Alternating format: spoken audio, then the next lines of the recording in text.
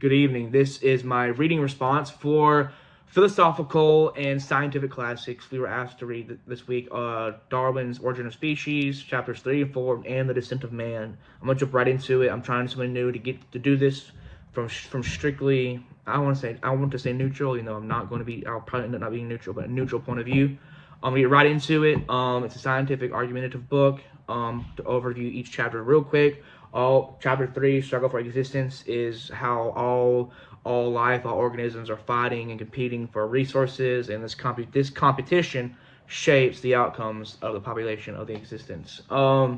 Chapter 4, natural selections, basically small variations of a species accumulate over long periods, leading to new species, adaptation, microevolution, macroevolution. I might talk about that a little later, stuff like that. And then Descent of Man argues that humans share our ancestry with other animals, and that humans' morality, cultural traits, and mind evolved naturally. So the questions being asked are: how do species change? What counts as an adequate explanation?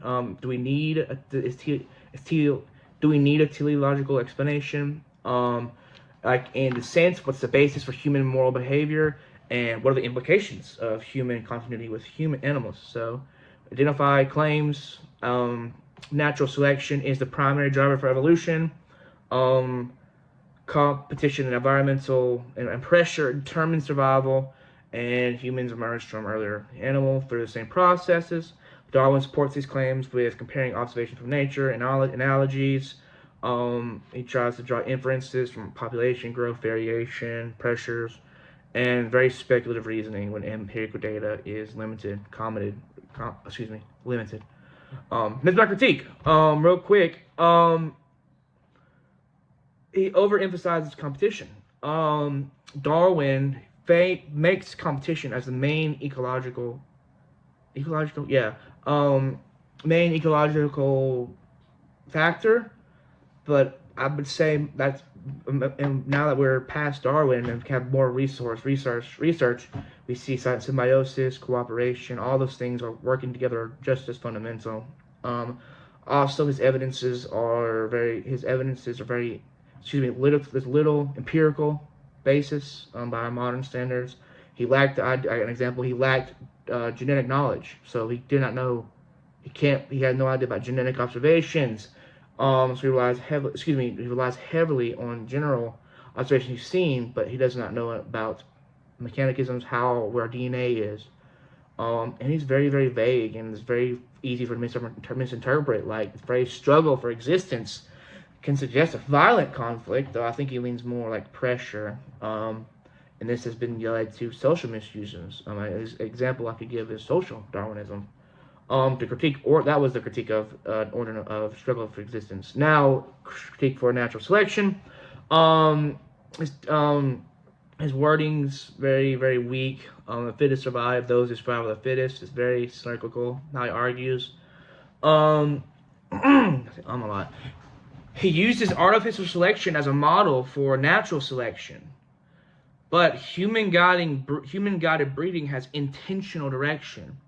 Illogically, I would think that the way he's thinking, there is no direction or climactic point or even a timeline for creation in his worldview and his thinking. So it's not intentional. It's not for the better. It can't be for the good. There's no climactic point for it, the purpose of it.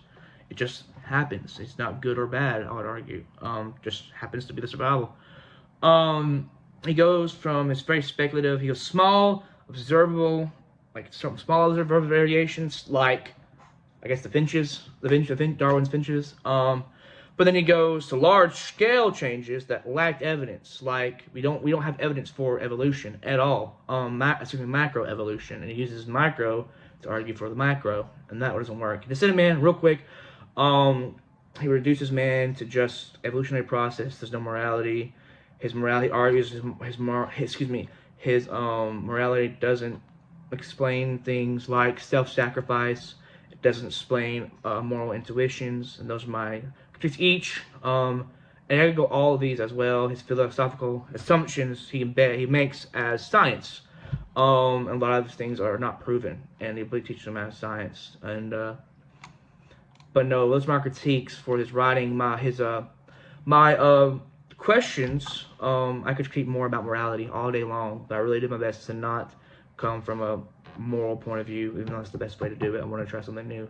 My questions are: can morality be fully explained as an evolutionary adaptation, or are there aspects of morality or moral reasoning that cannot stand biological reduction? And the second question is, to what extent can natural selection alone account for complex human cognitive abilities? How do we know those evolution or human cognitive abilities are good? How do we know they're right? And how does that account for what is good, what is right, and how we can even know the spiritual? But I believe Darwin denied the spiritual. But no, that's my questions. That's my critiques. That's what I believe about his work. I believe often nowadays most people don't take him in schools as serious. I don't believe modern evolution is the same as Darwin's evolution. But this is my critique and response. Thank you.